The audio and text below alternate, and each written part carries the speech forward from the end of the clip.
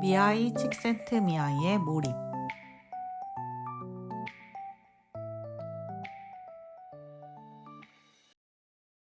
이번에 제가 소개해드리고 싶은 책은 미국의 교수이자 심리학자인 미아이 칙센트미아이가 쓴 몰입이라는 책입니다. 두껍긴 하지만 대중을 대상으로 쓰여진 책이어서 많이 어렵지 않고 책의 내용이 기대했던 것보다 훨씬 좋았습니다. 몰입이라는 것이 그냥 무언가에 집중하는 능력, 깊이 빠져드는 것 정도로 생각을 하고 있었는데 그것 이상으로 인생의 의미를 성취해 나가는 능력으로서 책 전반에 소개가 되어 있어서 일종의 인생의 지침서로서도 손색이 없는 책입니다. 에리 프롬의 존재적 삶과도 연결되는 부분이 많이 있었습니다. 지금부터 책의 내용을 7개의 소제목으로 나누어 소개해 드리겠습니다. 1. 몰입하는 사람들의 특징.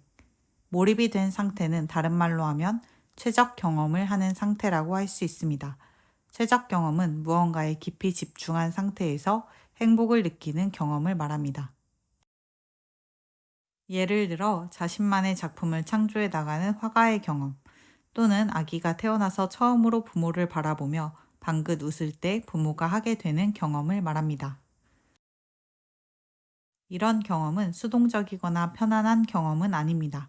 적극적이며 자율적이며 어렵지만 가치 있는 일을 위해 나 자신을 쏟아부을 때 하게 되는 경험입니다. 몰입하는 삶을 누리고 있는 사람들은 다음과 같은 특징을 갖습니다. 첫째로 자신이 소유한 물질적 조건에 상관없이 삶의 질을 스스로 향상시키며 만족을 느낍니다. 두 번째로 자신이 누리고 있는 행복을 주위 사람들에게 나누어 줍니다. 세 번째로 이들은 다양한 경험을 즐기고 죽는 순간까지 배우며 주위 사람들과 진실한 관계를 맺습니다. 무엇보다도 이들은 자신의 삶을 스스로 통제하고 있습니다. 이 몰입에서의 즐거움. 몰입하는 상태는 즐거움을 경험하는 상태입니다. 몰입의 즐거움을 느끼는 사람들은 그 상황에 대해서 이렇게 이야기합니다. 1. 이 경험은 본인이 완성시킬 가능성이 있는 과제를 마주쳤을 때 일어납니다. 2. 본인이 하고 있는 활동에 집중할 수 있어야 합니다. 3. 명확한 목표가 있어야 합니다.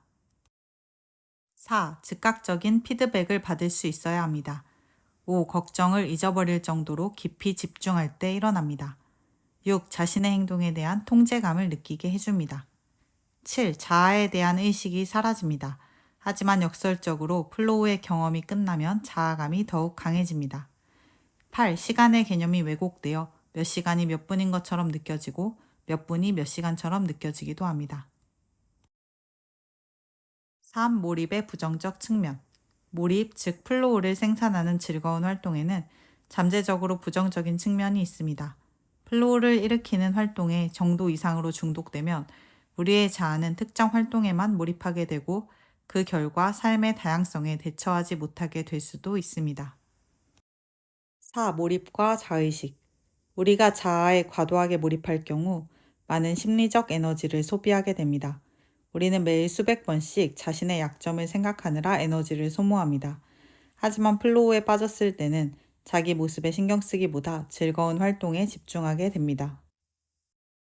플로우는 우리의 자의식이 없어지게 하는데 그것이 자아가 없어진다는 의미는 아닙니다. 자아에 대한 인식은 없어지지만 우리는 플로우를 통해 실제 자신이 누구인지에 대한 생각을 확장하고 내가 누구인지 더 잘 알 수 있습니다. 플로우의 경험이 끝나면 우리는 새로운 능력과 성취에 의해 풍요로워진 자신을 느끼게 됩니다. 플로우 활동은 개인에게 새로운 세계를 접하는 듯한 창의적 깨달음을 줍니다. 우리가 한층 더 높은 수준의 수행을 할 수 있게 도와줍니다. 플로우를 통해 자아는 좀 더 복합적으로 바뀌게 됩니다. 플로우 활동의 핵심은 자아의 성장에 있습니다.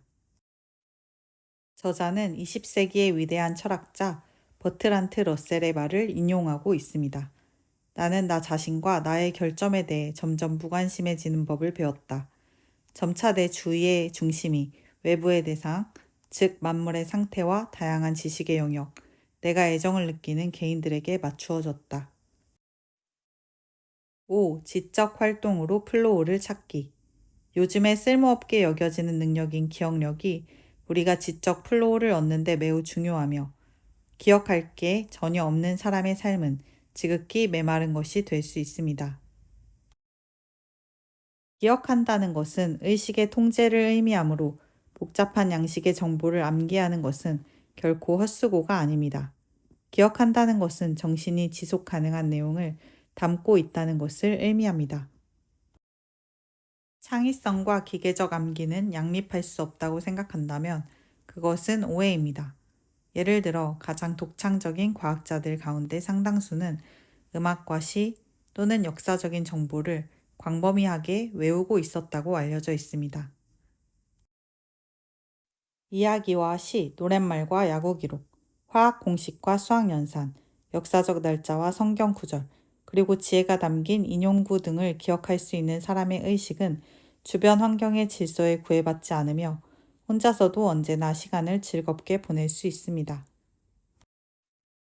기억하지 않는 사람들에게는 텔레비전이나 독서, 대화나 약물 등의 외부 자극이 항상 있어야 하는 반면 다양한 양식의 정보가 기억 속에 가득한 사람은 자율적이며 독립적입니다. 게다가 이들은 머릿속에 간직하고 있는 정보를 다른 사람과 함께 나눔으로써 자기 자신과 상호작용하는 다른 이들의 의식에도 질서를 가져다 줄 수 있기 때문에 친구나 동반자로서 훨씬 더 소중한 존재가 됩니다. 단 어떤 사실을 외울 때는 반드시 외워야만 한다는 의무감을 갖지 말아야 하며 과시하려는 목적으로 암기하는 경우 다른 사람에게 자신을 과시하며 지루함을 주게 됩니다. 어떤 사실에 진정으로 관심이 있으며 의식을 통제하고자 하는 사람들은 그럴 가능성이 거의 없습니다. 내적 상징 체계가 없는 사람은 쉽게 대중매체의 포로가 됩니다. 이런 사람들은 선동 정치가에게 쉽게 현혹되며 연예인을 보고 금세 기분이 풀리고 장사꾼들에게 이용당하기가 쉽습니다. 6. 일과 여가 시간 속에서 플로우를 경험하기. 폰트 트렌타츠 마을에서 가장 나이가 많은 주민들, 즉 66세에서 82세에 이르는 10명의 노인은 노동과 여가 시간을 정확하게 구별짓지 않았습니다. 10명의 노인 모두는 노동이 최적 경험을 하게 해주는 원천이라고 생각했으며 또한 만약 기회가 주어진다면 이를 덜 하고 싶다고 대답한 사람은 아무도 없었습니다. 직장에서 사람들은 자신의 기술을 훨씬 많이 사용하며 직면하고 있는 도전도 많다고 느끼기 때문에 스스로를 더 행복하고 강하고 창의적이라 느끼며 더욱 큰 만족감을 갖습니다. 반면 여가 시간에는 대체로 별로 할 일도 없고 자신의 기술을 많이 쓰지 않는다는 생각이 들기 때문에 사람들은 스스로를 우울하고 약하고 지루하고 불만족스럽게 느끼는 경향이 있습니다. 여가 시간에 기술이 필요한 취미 활동이나 내적 훈련을 한다면 여가 활동 본연의 목적인 재창조, 레크리에이션을 성취하는 데 도움을 줍니다. 우리 대부분은 여가 시간에 자신의 육체적 정신적 자원을 사용해 플로우를 경험하기보다는 많은 시간을 들여 운동선수들이 운동하는 모습을 지켜보거나 대형 음악 회사에서 제작된 음악을 듣는 데에서 그칩니다. 하지만 집중이 필요하고 기술을 증진시켜주며 더 나아가 자아를 성장시켜주는 활동을 하면서 자유시간을 보내는 것과 텔레비전을 보면서 남는 시간을 때우는 것에는 큰 차이가 있습니다. 앞의 두 전략 모두 혼돈과 불안에 대처하는 방법으로 보일 수 있지만 결국 전자는 우리를 성장으로 이끌어주고 후자는 정신이 이상해지는 걸 방지하는 역할을 할 뿐입니다. 7. 플로우하는 인생. 플로우하는 인생을 위해선 행동과 관조가 서로 보완해야 합니다. 행동 그 자체는 맹목적이며 관조는 무기력하기 때문입니다. 어떤 목적에 많은 에너지를 투자하기 전에 질문해야 합니다. 이것이 과연 내가 진정으로 하고 싶어 하는 일인가? 이 일을 하면서 나는 즐거운가? 앞으로도 이 일을 즐길 수 있을 것인가? 나와 다른 사람들의 희생을 감수하면서까지 추구할 가치가 있는 목적인가? 이 목적을 달성하고 난 후에 내 자신에게 과연 만족할 수가 있을까? 실존주의 철학자들은 진정한 프로젝트와 허위의 프로젝트를 구분 짓습니다. 진정한 프로젝트란 내가 자유롭게 자발적으로 선택한 것이며, 허위 프로젝트란 다른 사람들이 다 하는 일이고 다른 대안이 없기 때문에 자신도 해야만 한다는 생각이 들어서 선택하게 되는 것들입니다. 또한 진정한 프로젝트는 스스로가 내적인 동기를 가지고 있으며 그 자체가 가치 있는 일이기 때문에 선택하는 것인 반면, 허위 프로젝트는 외적인 유인이 동기가 됩니다. 다시 말해, 자신이 발견한 인생의 주제가 있는 사람은 자신의 행동을 위한 대본을 직접 쓰는 사람이며, 받아들인 인생의 주제를 가지고 있는 사람은 다른 사람이 오래전에 이미 작성해 놓았던 대본의 역할을 그저 받아들이는 사람입니다. 여기까지 미아이 칙센트미아이의 책 몰입을 소개해 드렸는데요. 어떠셨나요? 이 영상을 보시는 모든 분들이 플로우하는 인생을 살기를 바라면서 책의 소개를 마치겠습니다. 들어주셔서 감사합니다.